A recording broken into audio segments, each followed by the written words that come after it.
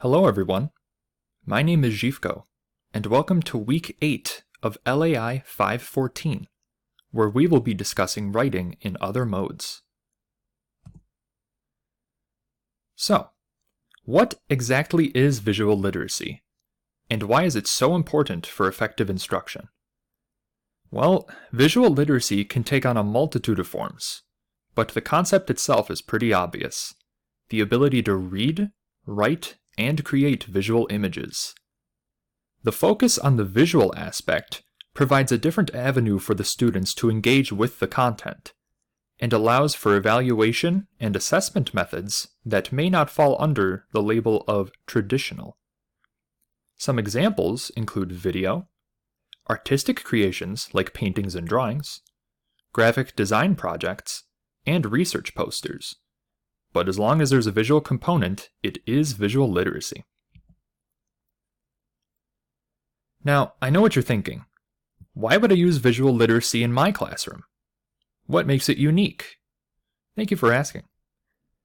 Visual literacy allows the students to engage with whatever content the teacher provides in a manner that may assist with comprehension and motivation.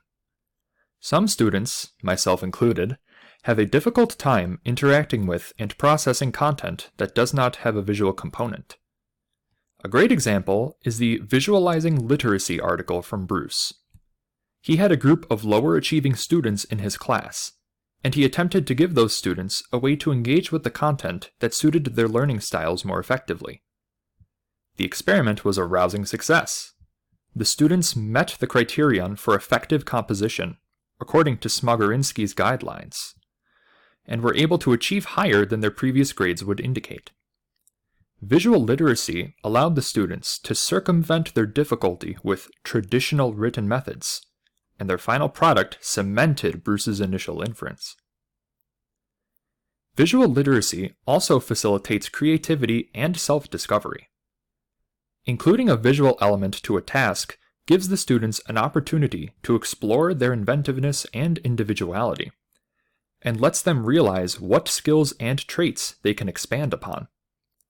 Bruce's other article, Framing the Text, shows that storyboards require students to interact with the text, which shifts the content from a passive activity to an active one in their eyes. That can be enough to foster engagement and creativity by itself, but storyboards can also be used to scaffold the final product, and to serve as a brainstorming exercise, according to Bruce.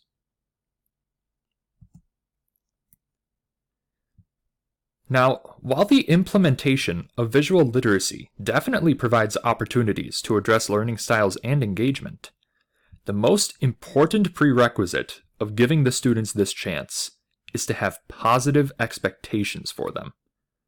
Wang and Wang's The First Days of School stresses the importance of positive expectations for your students, especially how having them fosters student achievement. Bruce's video experiment shows that believing in your students and attempting to address their learning styles can yield positive results, and the This I Believe essay explains how important it is to know that your students can succeed. If you believe in your students, they will achieve.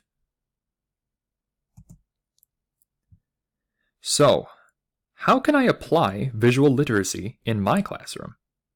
Well, a good place to start is actually our Week 7 content.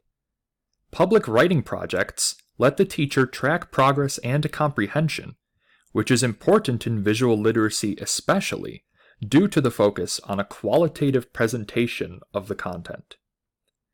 Starting the students off in groups or partners can help students who believe they have no creativity to see their value, and show them that they can be creative and use it in an academic setting. Using different forms of visual literacy will also give the students more opportunities to engage with the content actively. Try incorporating a multitude of visual projects and activities in order to expand your students' creative palette. So to wrap up, here are my discussion questions for this week. First, what visual literacy activities or projects can help with engagement and comprehension in your content area? And how do these strategies address the visual learners in your classroom? Also, how would you show your students that you have positive expectations of them? Thank you for your time, everybody, and I hope you have a great day.